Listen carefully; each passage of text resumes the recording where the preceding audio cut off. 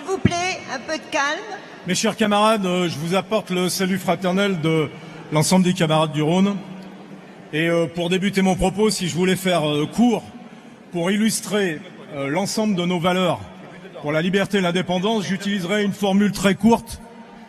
Ce que nous sommes nous vient du passé et tend vers l'avenir.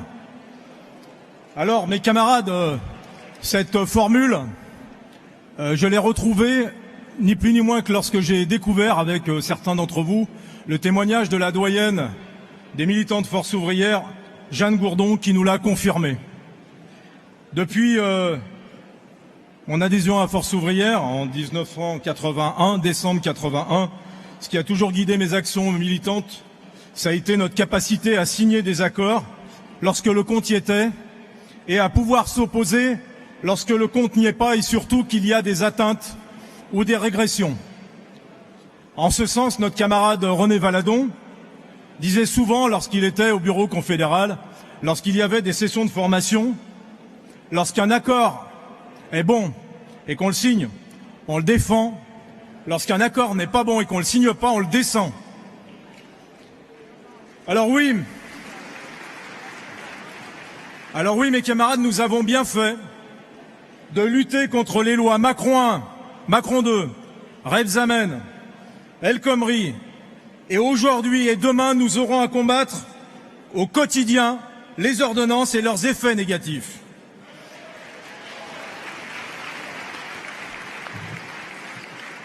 Jean-Claude, je m'adresse à Jean-Claude Maillet en direct en lui disant qu'il a eu raison. Jean-Claude a eu raison d'avoir toujours défendu et de défendre encore le rôle interprofessionnel des syndicats. Toutes les politiques néolibérales qui ont été conduites depuis ces dernières années trouvent leur paroxysme aujourd'hui dans le gouvernement actuel qui veut tailler en pièces les droits des salariés et de leurs représentants. Le Code du travail, mes camarades, a été créé pour protéger la santé des femmes et des hommes au travail, mais surtout pour rééquilibrer le lien de subordination détenu par l'employeur. Les conventions collectives ont été construites pour bâtir des socles de droits, des règles au bénéfice des salariés dans les branches professionnelles.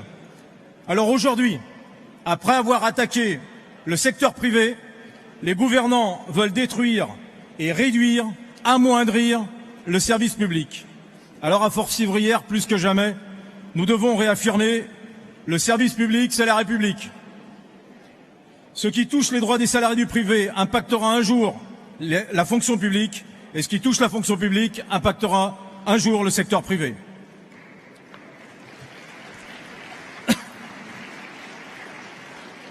Dans un autre registre, l'annonce d'une journée de solidarité, on l'a entendu encore récemment par le Premier ministre, est un enfumage et un contournement, car le gouvernement veut s'approprier le traitement de la dépendance en faisant travailler sans paiement de salaire. Si 2 Français sur 3 aujourd'hui, regardez l'actualité, c'est ce qui se passe et ce qui ressort de cette annonce, si 2 Français sur 3 sont opposés à ce principe, c'est qu'ils ne sont pas dupes. Travailler sans salaire, c'est une servitude et elle doit être dénoncée, cette servitude, comme Victor Schellcher dénonçait l'esclavage.